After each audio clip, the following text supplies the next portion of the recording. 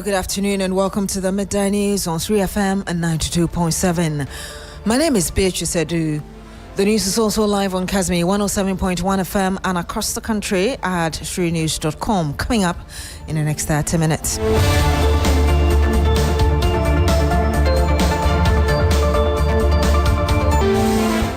2024 Auditor General's report uncovers 8.1 billion Ghana cedis in fictitious debts in review of 68.7 billion public claims. A total of 8.1 billion Ghana cedis was rejected for various reasons, including unsupported documentation, duplication, overstatement, already paid items. Also on the program, government freezes nearly 50 million Ghana cedis belonging to NPP Ashanti Regional Chairman Bernard Entwibu-Esiakon, also known as Chairman Wuntumi, in ongoing investigations into selected financial crimes. For instance, in Chairman Wuntumi's case alone, close to 50 million Ghana cedis of money in his account has been frozen. Similar figures are involved in the Dubuahin case, for instance, in the National Service case, and many others.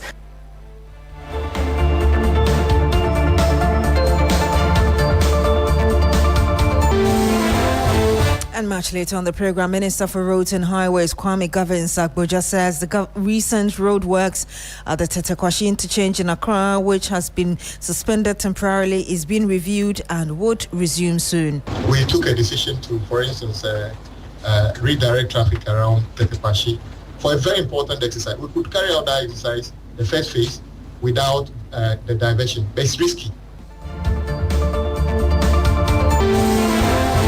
Thank you very much for joining us on the program. A comprehensive audit of government arrears as of end 2024 has uncovered billions of cedis in fraudulent claims, non-existent debt, and missing state resources.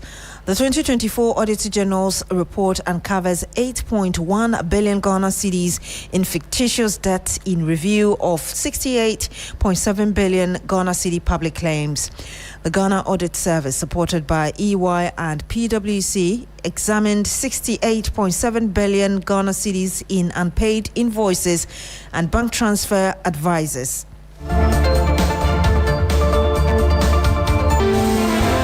Now, the findings were grim. While 45.4 billion Ghana cedis was validated, a massive 8.1 billion Ghana cedis was outright rejected due to overstatement, duplications, and falsified documentation.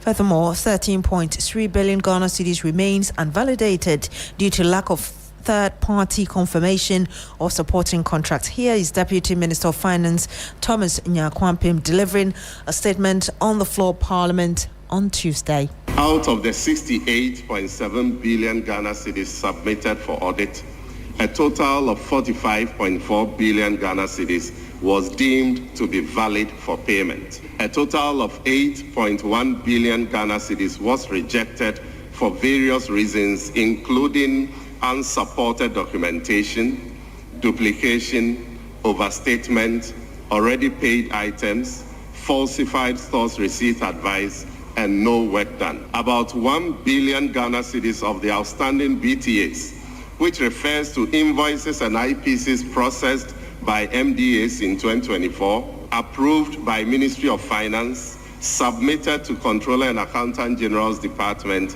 and pending payment were rejected. Mr. Speaker, this 1 billion Ghana cedis that was rejected by the audit would have been paid if the Ministry of Finance had not made a bold decision to stop payment in January 2025. And I heard that the Deputy Finance Minister, Thomas Ampim Nyako, meanwhile, anti-corruption crusader and legal practitioner Justice Abdullahi, has criticized the government for failing to prosecute individuals cited in financial infractions. Clear my point that we cannot falsely be accusing people when we do not have any basis for doing so, which is why I'm insisting that all those who were accused, all those who were mentioned in the oral report, all those that we suspect to have committed corruption, we need to put them before court. I admit that white-collar jobs are very difficult to investigate and to prosecute, but that should not be an excuse for us to sit down for almost 1.5 years. If we accuse people, let them be prosecuted so they get vindicated or convicted. This is what we should be doing. We should walk the talk. It is part of how we sanitize the system. So we don't go around accusing people falsely when they have not done anything wrong.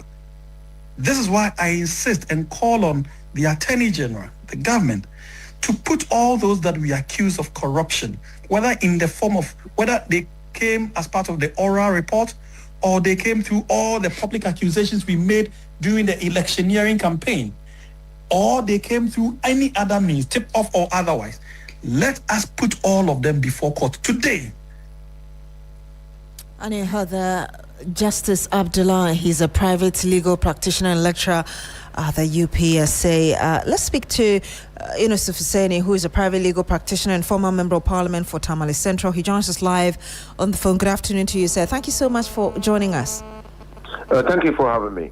The Auditor General's 2024 report has revealed about 8.1 billion Ghana cedis in fictitious debt out of the 68.7 billion Ghana cedi arrears reviewed. I'm wondering what your immediate reaction is to these findings. Well, I was shocked. And anytime I read the report, it never ceases to amaze me that we could bring this upon ourselves. That who were these officers who were approving the payments? How come the Ministry of Finance could not detect that some payments were unsupported, some payments were unjustified, and they forwarded the claims to the auditor, the Accountant General for payment? How come that they forwarded bank transfer advices for payments for services and contracts entered into by the 1D1F when there was non-existent, when such contracts were not existed, and the banks did not know that their banks had been used as a conduit for the payments? How come that some money was alleged to have been transferred to a bank when the bank did not know of such payment? They had not received that payment, but there was entry that such payment had been made to a bank account for $10 million, 10 million Ghana cedis. How come that under the 1D1F, more than $7 million was paid as advance payment to contractors for no work done or for insignificant work done by the previous government? And I'm even more mortified. This is arrears. These are arrears. These are claims that have not been paid, that have not been paid, that the contractors and people behind those claims are claiming that government owes them, the state owes them, and ought to pay them. Can you imagine the amount of money that passed through the same officers that were legally and legitimately paid? Can you imagine? In the 80 years of Nana Akufo-Addo's administration. It's a shame that we seem to have these reports come out almost every year from the Auditor General. But from a legal and governance standpoint, really, how serious is the discovery of such a large amount of fraudulent or unsupported public claims? Well, it destroys the confidence. From the governance point of view, it destroys the confidence of the people in government and in our democracy. It destroys it. You see, democracy itself is founded on trust. A trust relationship between the people and the people they have elected to govern the country for a certain period of time. It's based on trust. That when the people give you their trust to govern the country, you will do so. That brings prosperity and equality of opportunity to them. You will do so managing the resources of the country prudently. You will do so not engaging in corrupt activities. It's a trust relationship. So when that trust is broken, it undermines the democratic foundation of states. Now, the audit... From a legal point of view, sure, there is impunity. So how come that all this went on and the people who caused those financial crimes are still walking about in our midst? It emboldens other wrongdoers from also pursuing that path. It encourages impunity. from a legal point of view. Impunity, you say, but this government says that it is ready to deal with such impunities that we've seen over the years, the reason for the establishment of oral, among others. But again, the audit found overstatement, duplications, and falsified documentation. What criminal or civil offenses could these actions potentially really constitute under the law? You're a lawyer. Yeah, well, you know, I mean, without even seeing those people behind the commission of those offenses, I mean, if you issue duplicated, falsified documents, I mean, it's a crime. It's a crime. And under the Criminal and Other Offences Act. How do we deal with this now? Because you talked about impunity, and again, I said that this government says that it wants to deal with such by the establishment of oral. A number of people are asking for actions to be done. Now we have an example. What do you expect? So the Auditor General's report will be sent immediately to Accountant General's, the Attorney General's Department. Immediately for further studies. The report has been redacted, and also we don't know the people, the faces behind the crimes that have been committed. We don't know the names behind the crimes that have been committed. So is the Attorney General looking at the investigations and seeing the people who did what they did in the redacted report that was sent to us, to hold those people accountable. And we need to do that fast. We need to do that fast. Thank you very much, Mr. Fuseni, for speaking to us. Thank you. And I had Yusuf Fuseni, former member of parliament for Tamale Central, also former minister for lands and natural resources, and he's equally a lawyer. Let's stay on governance issues, because government spokesperson Felix Kwachiofosu has disclosed that nearly 50 million Ghana cedis belonging to Bernard Enchibuesiako, also known as Chairman Wontumi, has been seized and frozen as part of ongoing investigations into suspected financial crimes. He said the action was taken by the Economic and Organized Crime Office, EOCO, as authorities moved to secure funds believed to be linked to ongoing investigations. For instance, in Chairman Wontumi's case alone, close to 50 million Ghana cedis of money in his account has been frozen. Similar figures are involved in the Dubuahin case, for instance, in the National Service case, and many others. Indeed, there were those who accused the president of misleading them when he said that EOCO had, as it were, recovered 600 million Ghana cedis. That was in respect of the normal everyday cases that EOCO handles, because they deal with issues of money laundering, cyber crime, cross-border crime, carjacking, and what have you. So those are regular things that they do. But in respect of oral, they are not going to be able to recover until the persons involved have been convicted by a court. That then will give them the legal remits to recover whatever it is that is alleged to have, or the court would have found to have been stolen. But for now, what they can do is to freeze it. And they have done it. 1.5 billion Ghana cedis. That is what the situation. And this is even for the cases that they've been able to touch. Those that they've not touched, they are still in the process of tracing these assets. You know that any time that anybody comes under investigation or is undergoing prosecution, they do concurrent tracing of assets so that as much as possible, we secure what we believe will be commensurate to the amounts involved in the offenses that would have been. And you heard that Felix Kwachiofosu, he's the government spokesperson. In another development, private legal practitioner Andy Apiakobi, who is also the lawyer for the embattled MPP Ashanti Regional Chairman Bernard Enchibuesiako, or Chairman Wontumi, has accused the Attorney General of being bent on prosecuting individuals cited in corruption charges despite the lack of evidence. This is after the Office of the Special Prosecutor dropped the charges against one of the directors of KEL Logistics Limited, Albert Anka, after the fourth accused agreed to testify as a prosecution witness in the ongoing criminal case against former NPA CEO Mustafa Hamid and 9 others. The OSP also last year dropped charges against former general manager of Akonta Mining, Edward Akwoko, after he agreed to testify as state witness against his former boss. The Minister for Roads and Highways, Kwame Gavins Agboja, says the recent road works at the Tetekwashi interchange in Accra, which has been suspended temporarily, is being reviewed and would soon resume. The minister, however, explained that the exercise could not be undertaken without restricting traffic because the beams involved are extremely heavy and could pose serious risks. He gave the explanation when the Vice President, Professor Nana Jane Opoku-Agyeman, visited the ministry earlier today. Indeed, we want to encourage the public to be patient with us. We don't do anything with the aim to make your work or your life more difficult. A few days ago, we took a decision to, for instance, redirect traffic around Tetepashi for a very important exercise. We could carry out that exercise, the first phase, without the diversion. But it's risky because we are launching beams that are very heavy and can actually crash articulated track and kill people in it. But when we attempted the first night, we saw the negative impact. We quickly pulled back, and now today or tomorrow we'll have a review to see whatever strategy we'll use. But whatever we do, it will still impede the flow of traffic. We are just appealing to the public. We cannot do that work without you being ready to spend a little bit more time in traffic when you are traversing that corridor.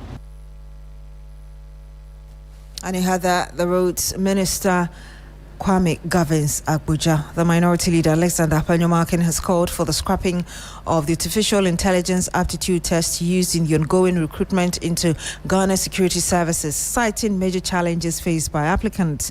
The NPP MP says that the barrage of complaints from the constituent on the ongoing recruitment is unbearable, as several people were disqualified during the recruitment process due to difficulties encountered with the online testing system.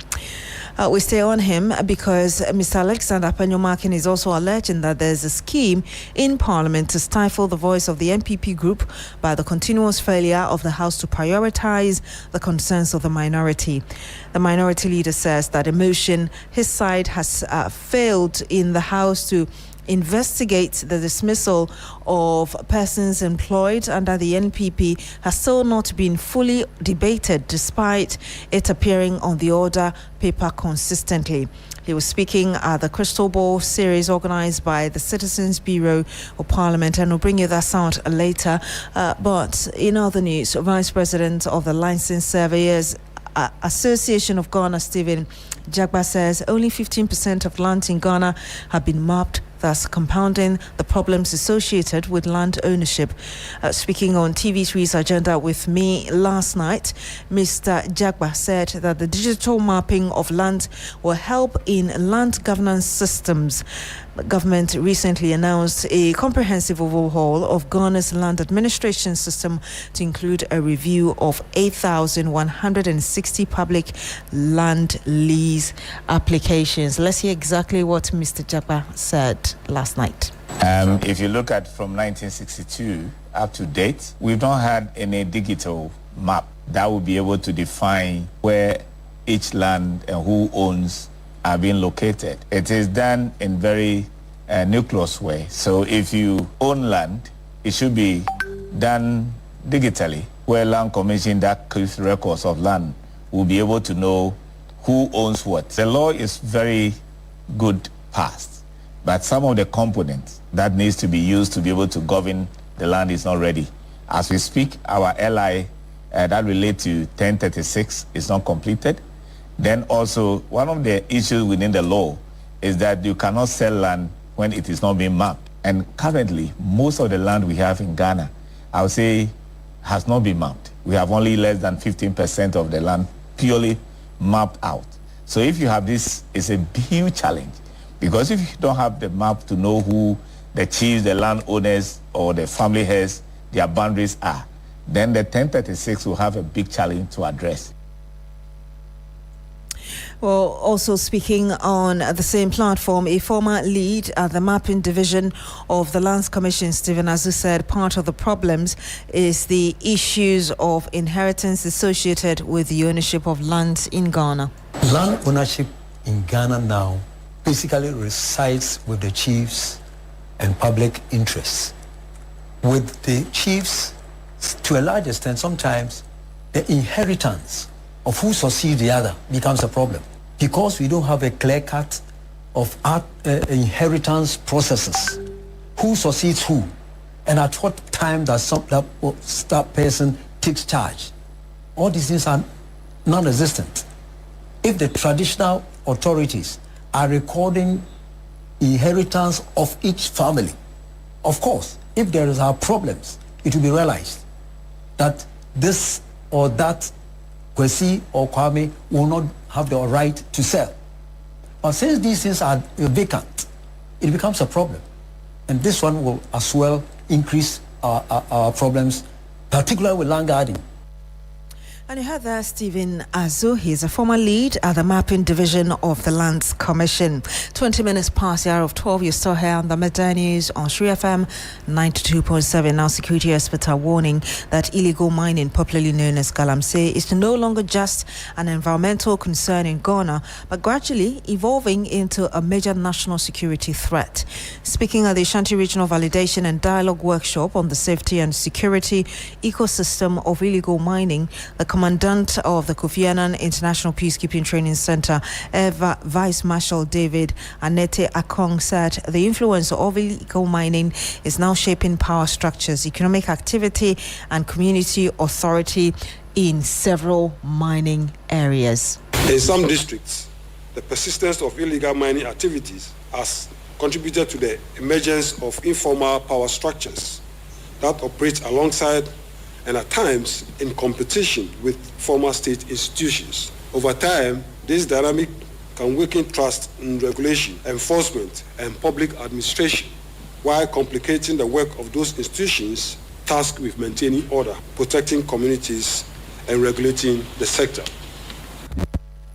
And you have the Commandant of the Kofi Annan International Peacekeeping Training Center, Vice Marshal David Annette Akong. Some politics now at the National Chairman of the governing National Democratic Congress, Johnson Asiedun Katia, has made a stop at Medina as part of his regional thank you tour in the Greater Accra region.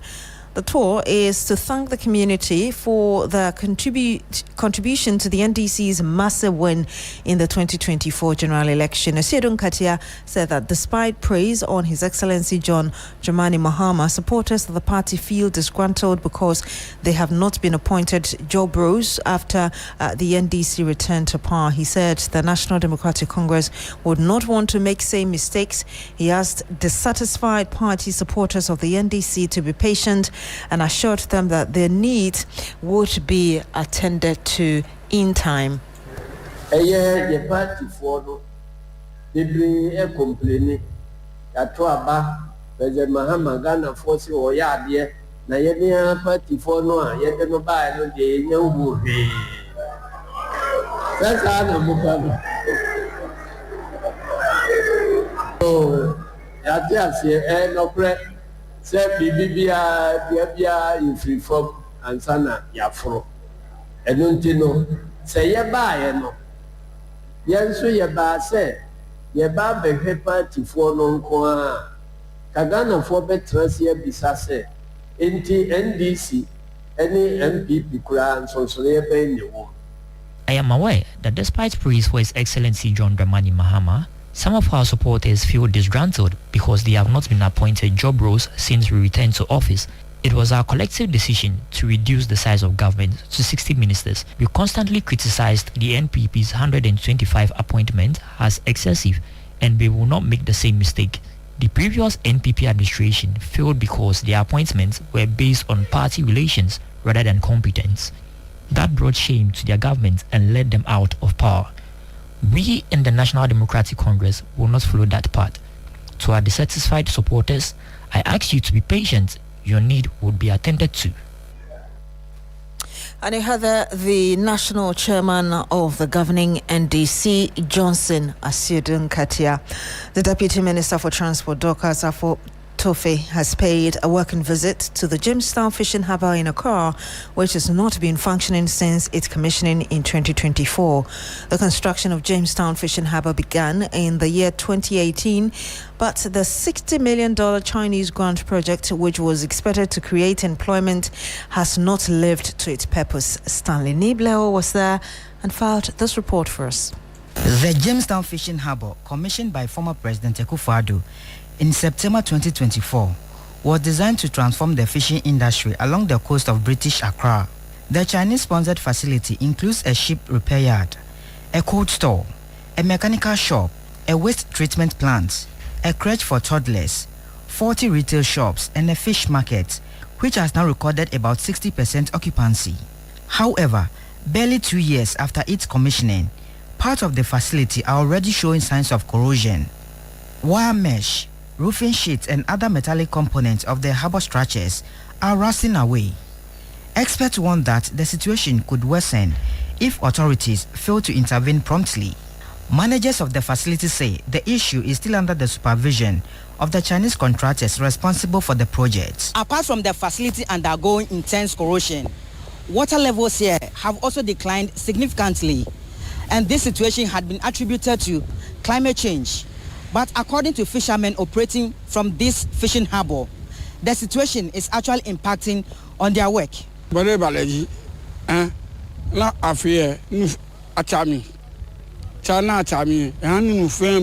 Canoes that once docked safely in the harbour are now sitting on sand as water levels continue to recede.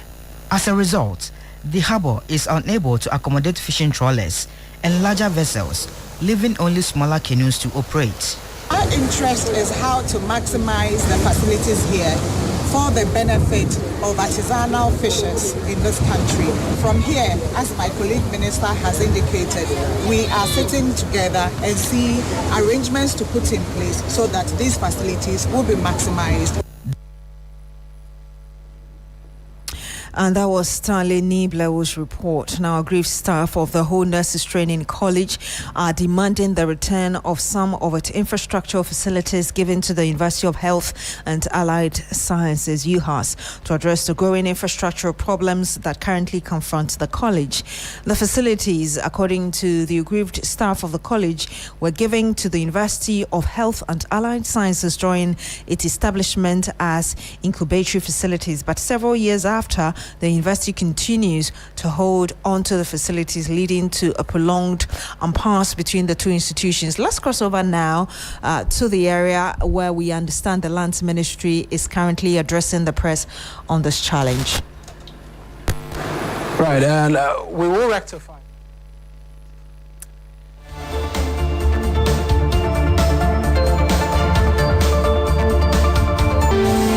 We'll have to bring you that later.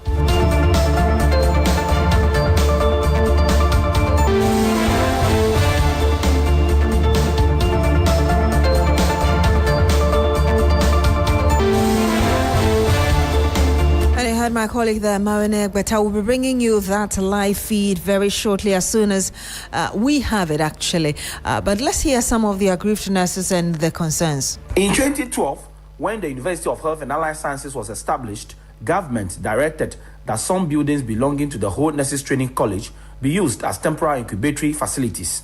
According to aggrieved staff of the college, who embarked on a street protest on Tuesday, it was agreed that these facilities will be handed back to the college once UHAS moved to its permanent sites.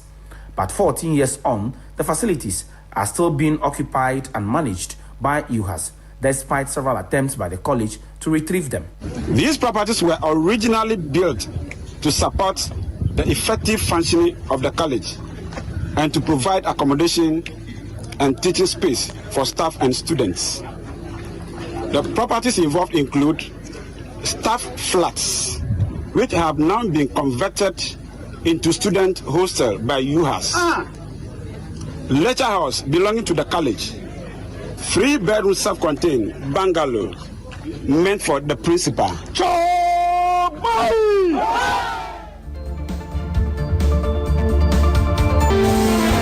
And you heard some aggrieved trainee nurses,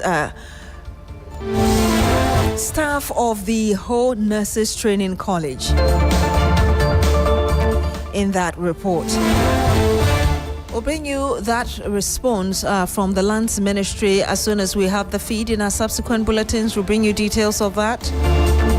My name is Beatrice Adu. Thank you very much for joining us on the Midday News today on 3FM 92.7. Log on to 3news.com for more news. Enjoy the rest of our programs.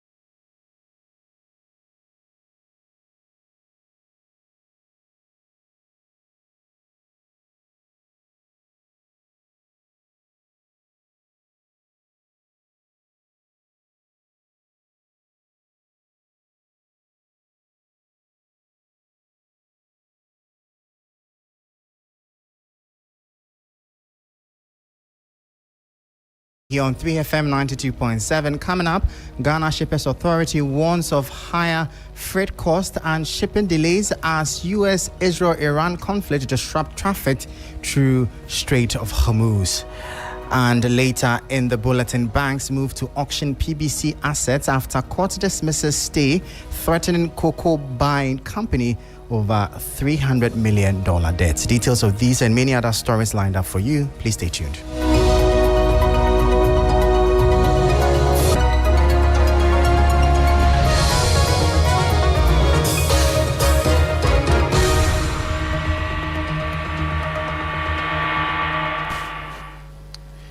Thank you so much for your time. Now, the International Finance Corporation has commended government's move to improve women's access to finance with the creation of the Women's Development Bank. However, it says more must be done to ensure women have the resources needed to achieve financial independence. Access to finance remains a major challenge for many micro, small, and medium-sized enterprises in Ghana. But the situation is often more difficult for women-led businesses. To help address this gap, the government has introduced the Women's Development Bank, aimed at providing targeted financial support to women entrepreneurs and promoting gender-inclusive economic growth. Speaking on the sidelines of the Ring the Bell for Gender Equality event, the International Financial Corporation's Division Director for West Africa and the Gulf of Guinea, Natalie Akon, said while the initiative is commendable, a more holistic approach is needed to improve women's access to finance. Let me applaud the government for such an initiative, which is bold and necessary, especially in a country like Ghana, given the vast majority of women entrepreneurs. Is it enough? No. As I mentioned, you have to look at the entirety of barriers that women are facing. Once again, an holistic approach that is needed if we really want to tackle this issue of access to finance. Meanwhile, Executive Director of the UN Global Compact Network Ghana, Tolu Lacrosse, said there's also a need to change perceptions about women and their potential in business. The idea that in this kind of world we're still having the conversation or having perspective that women are not capable or it's not possible is mind-blowing to me. So I think, we need an active campaign to really change the attitudes of some of the older people in our society. This year's event was held under the theme Equality in Financial Access, Pathways to Justice for Women and Girls, in line with the World Federation of Exchange's call for greater rights, justice and action for women and girls. Now, the Minister for Energy and Green Transition, Dr. John Abdullahi Jinapor, has announced that beginning the end of March, there will be planned power disruptions to allow for the installation of 1,500 transformers aimed at reducing overload and minimizing power outages. The announcement was made at the launch of the ECG's 5-year corporate strategic plan. The Minister for Energy and Green Transition, Dr. John Abdullahi Jinapor, explained that Ghana's power sector is at a critical moment, with electricity demand rising alongside economic growth. Underinvestment and network overload have forced the urgent procurement of new transformers. Why are we having those outages that you are talking about? Because we are not shedding load. And it's turned out that because of years of underinvestment, a lot of the transformers are obsolete, they are overloaded, and they are unable to withstand pressure. So I've gone to lobby Minister of Finance, and he's agreed that he will support us, so that we'll procure 1,500 transformers. Dr. Jinapor said the public should expect disruptions during the installation period. From the end of March, you're going to see a lot of injection of transformers. That would cause a little bit of disruption, but we'll announce it, we'll pre-inform you, but bear with us when we are changing the transformers. It's for good purpose. The minister also raised concerns over revenue collection, describing a 500 million cedi gap as alarming. Dr. John Abdullahi Jinapor directed the Electricity Company of Ghana to disconnect government agencies that fail to pay their electricity bills. If we have a 500 to 600 million gap, that is worrying. There is this talk about government agencies. Ask him, I've given him the free will. If they don't pay, cut them. The government agencies must also do what the private sector is doing. They budget to buy cars, they budget to buy fuel, they buy telephone bills or whatever, or is it credit? They should buy electricity. It's not free for government agencies. The acting managing director of ECG, Engineer Julius Kwame Kwemkwena, outlined initiatives under the new strategy designed to improve revenue mobilization, stabilize operations, and enhance customer experience between 2025 and 2029. Let's bring you more stories now. And a consortium of banks could soon begin the judicial sale of assets belonging to the produce buying company PBC after an Accra High Court dismissed the company's application for a stay of execution, clearing the way for creditors to recover debt estimated to exceed 300 million cedis.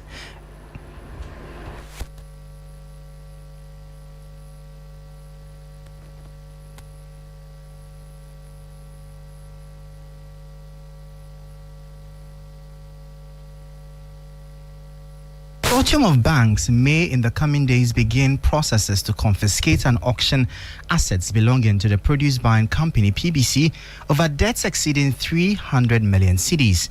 This follows a decision by an Accra High Court on March 10th, 2026 to dismiss an application by the company for a stay of execution. The ruling effectively gives the green light for the banks to proceed with the judicial sale of PBC's properties to recover funds owed to them. 3 Business understands the debt stems from a loan facility granted to PBC by a consortium of banks. After the company defaulted on its repayment obligations, the banks pursued legal action with the courts in 2024 ruling in their favor and granting them the right to attach and sell the company's assets. These assets could include office buildings, warehouses, operational facilities, and vehicles used in the cocoa purchasing business.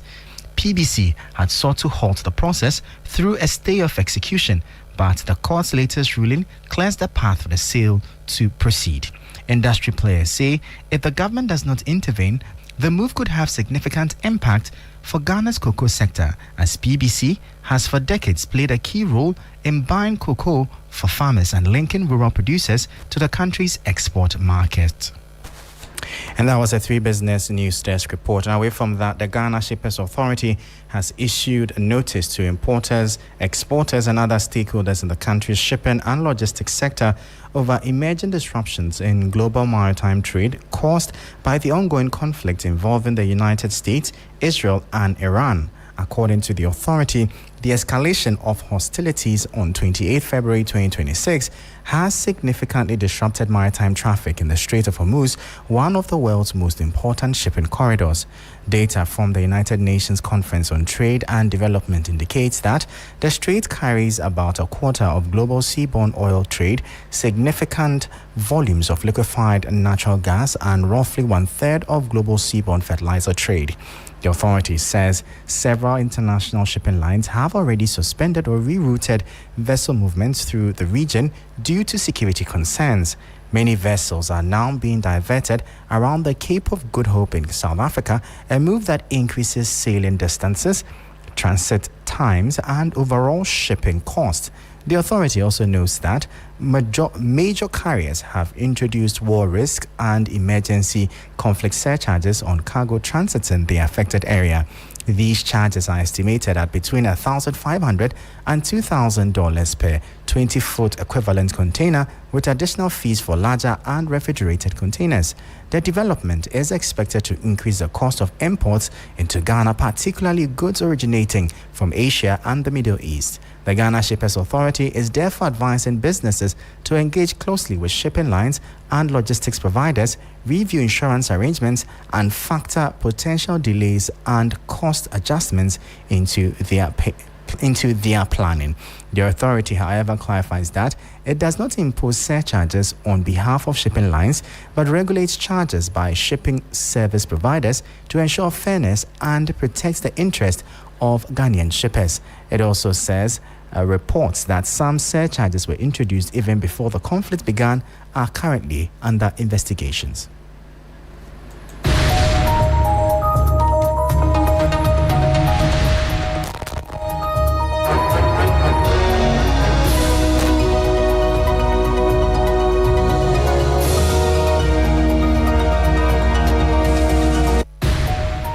that's how we end today's edition of Business Daily here on 3FM 92.7. For more stories, please visit our website at 3news.com/business.